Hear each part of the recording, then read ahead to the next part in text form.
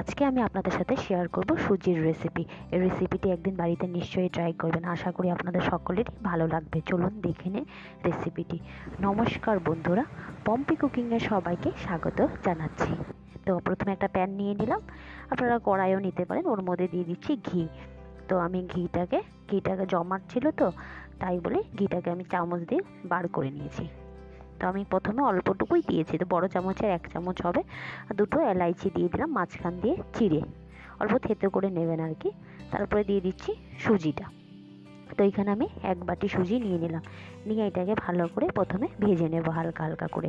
তো একটু একটু করে লাল লাল করে ভাজলেই হয়ে যাবে। তো লো ফ্লেমে ভাজাটা করবেন, না হলে কিন্তু নিচে দিয়ে লেগে যাওয়ার সম্ভাবনা থাকবে। পুড়ে গেলে ভালো লাগবে না, খেতে তিতো তিতো লাগবে। তাই একদম কন্টিনিউয়াসলি এটা চালিয়ে যাবেন এভাবে করে। আর আমার চ্যানেলের রেসিপিগুলো ভালো লেগে থাকলে লাইক, শেয়ার অ্যান্ড সাবস্ক্রাইব করে দেবেন। এই রেসিপিটি কেমন লাগলো আমাকে নিশ্চয়ই জানাবেন। এখন আমি দিয়ে দিচ্ছি, সুজিটা ভাজা হয়ে গেছে, এই পর্যায়ে দিয়ে দিলাম দুধ। আমি এখানে 1 বাটি দুধ দিচ্ছি আর 1 বাটি জল ইউজ করছি।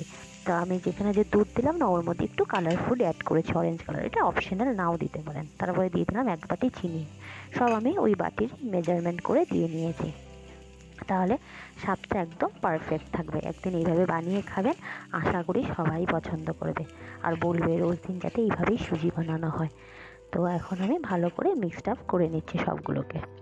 ভালো করে মিক্স করার পর উপর দিয়ে দিয়েছি কিশমিশ। তা আপনারা চাইলে কাজুও দিতে পারেন। তারপরে দিয়ে দিলাম একটু আমল দুধ। আমল দুধটা দিলে পরে না স্বাদটা আরও বেড়ে যায়, খুব খেতে ভালো হয়। তো বাচ্চা বলুন বড় বলুন সবাই কিন্তু খেয়ে পছন্দ করবে। আর আমার থেকে আপনারা যদি অন্য কোনো রেসিপি দেখতে চান সেটাও আমাকে জানাবেন, আমি নিশ্চয়ই ট্রাই করব। এখন উপর দিয়ে আমি দিয়ে দিলাম আরও 1 চামচ মতন ঘি উপর দিয়ে। যদি কেউ পছন্দ না করে আর ঘি না দেওয়া, তাহলে দেওয়ার কোনো দরকার নেই। আমার ভালো লাগে তাই আমি দিয়েছি। তো এখন এই পর্যায়ে ঘিটা দিয়ে মিক্সড করে নিলাম, বন্ধ করে দিলাম। ব্যাস রেডি হয়ে গেল সুজির রেসিপি বা সুজির হালুয়া, যেটাই বলেন। খুব টেস্টি হয় খেতে বন্ধুরা।